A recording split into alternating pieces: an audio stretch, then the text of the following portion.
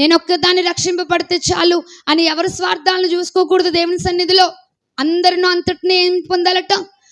రక్షణ పొందాలి. అందరినూ అంతటను మారు మనసు పొందాలి. అందరినూ అంతటను వారు నశించిపోకుండా నిత్య జీవంలోనికి రావాలి. అందుకే దేవుడు ఈ బలిపీఠమునకు 4 కొమ్ములు ఎందుకు ఉంచమన్నాడు అనంటే, నలువైపులా ఉన్న ప్రజలు నా ప్రజలు. దేవునికి స్తోత్రములు గాక.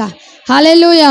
వారు ఏ దేశస్థులైనా కావచ్చు, ఏ ప్రాంతపు వారైనా కావచ్చు, ఎలాంటి వారైనా కావచ్చు, ఎంత దుర్మార్గులైనా కావచ్చు, ఎంత పాపులైనా కావచ్చు, ఎంత నీచులైనా కావచ్చు, అందహీనులైనా కావచ్చు, అందము లేని వారైనా కావచ్చు, చెడిపోయిన వారైనా కావచ్చు, ఎంత ప్రఖ్యాతి పొందిన వారైనా కావచ్చు, ఎంత గొప్పవారు అనబడిన వారైనా కావచ్చు, ఎలాంటి వారైనా కూడా వారి ఆత్మ నశించిపోతూ ఉంటే దేవునికి ఎంత మాత్రము ఇష్టం లేదు. అందరూ అంతటను రక్షణ పొందాలి.